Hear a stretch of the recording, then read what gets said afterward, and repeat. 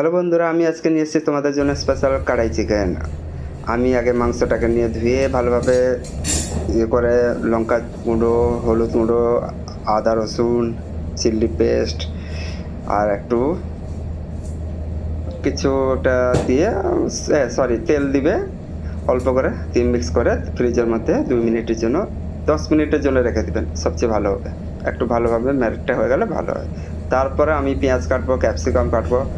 ওটা কাটার পরে তোমার কড়াই চিকেনতে ডাইস পেঁয়াজ, ডাইস ক্যাপসিকাম আর একটু চপ পেঁয়াজ লাগবে ওটা বানানোর সময়। এই যে এইভাবে রাখা আছে এইভাবে। তারপরে মশলা দিয়ে আছে, ওইটা তুমি মশলা বানিয়ে নেবে। ওর সঙ্গে মশলাটা আমি লাস্টে বলে দিব। তো তারপরে ডাইস পেঁয়াজ ক্যাপসিকামটা এইভাবে ফ্রাই করে রেখে দিবেন। তারপর দিবেন তেজপাতা, এলাচি, গোটা ধনে, ওইটা দিবেন।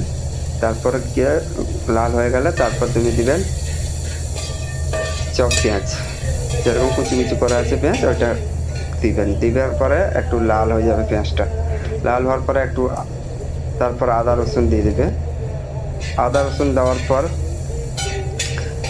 তবে বলছি আদা রসুন দিবেন। আর আমার সাবস্ক্রাইব করিয়ে, আমার চ্যানেলে ফলো করিয়ে, লাইক করে। আর তারপর দিলাম আদা রসুনের পর টমাটো দিলাম। একটু গন্ধটা কেটে গেলে তারপর টমাটো ডালবে।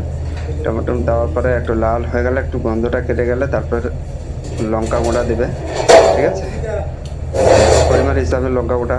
তারপর দিবেন হলুদ গুঁড়ো, কেন আগে থেকে চিকেন মশলাতে ম্যারিনেট করে রেখেছে ওটাতে দিয়েছো, ঠিক আছে। আর তারপর দিবেন নুন, ওইটাতেও ম্যারিনেট করার সময় নুন দেওয়া হয়েছে, সেইভাবে তোমার হিসাব করে দিবে। কড়াই চিকেন বেশি জলও রাখার দরকার না। তারপর দিবে ধনে পাতা নেই, মাল্লি পাউডার, ধনে পাউডার। তারপর দিবে চিকেন মশলা, ঠিক আছে। তারপর দিবেন একটু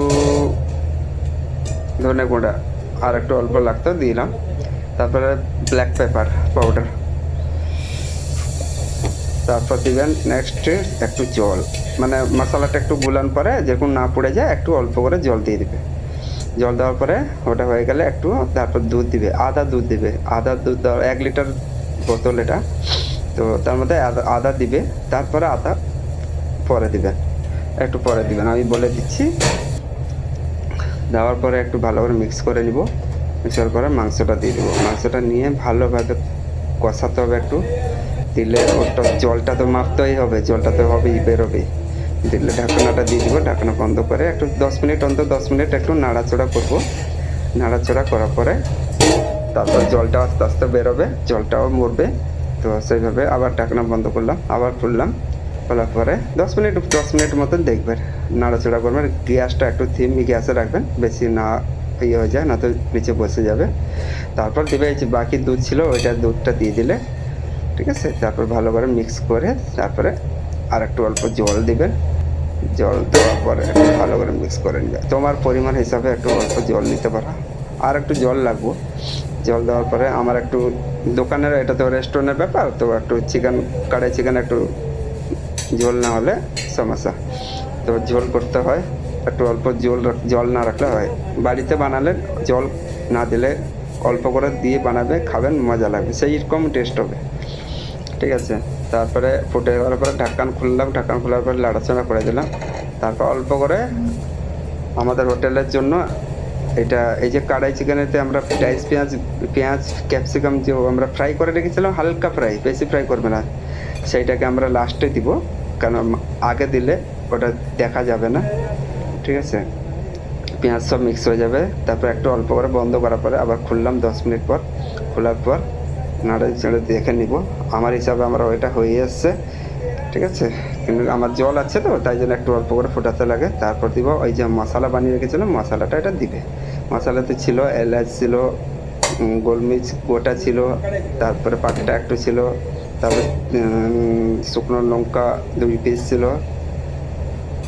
এরকম করে একটা পেস্ট করে নিবে, গরম করে তাওয়াতে আগুনের সাইডে গরম করে দিয়ে ঠান্ডা হলে পেস্ট করে নেবে। পেস্ট করার পরে এটা হালকা পেস্ট করবে, বেশি পেস্ট করার দরকার নেই, হালকা অল্প করে পেস্ট করবে। পেস্ট করার পরে দিয়ে দিবে, দিয়ে তারপরে ঢাকনা বন্ধ করে, এই হচ্ছে আমার কড়াই চিকেন রেডি। এই হলো রেডি। তারপরে দিবে ধনে পাতা লাস্টে। ধনে পাতা দেওয়ার পরে তোমার হয়ে গেল कढ़ाई चिकन। तो ऑलमोस्ट माय चैनल को सब्सक्राइब करिए, लाइक ज़रूर करिए, वीडियो पसंद हुआ तो शेयर भी करिए, आप लोग का फ्रेंड्स का पास भेजिए। जो मैं पहला नया ब्लॉग खोला हूँ, थोड़ा बात करने में प्रॉब्लम है तो मुझसे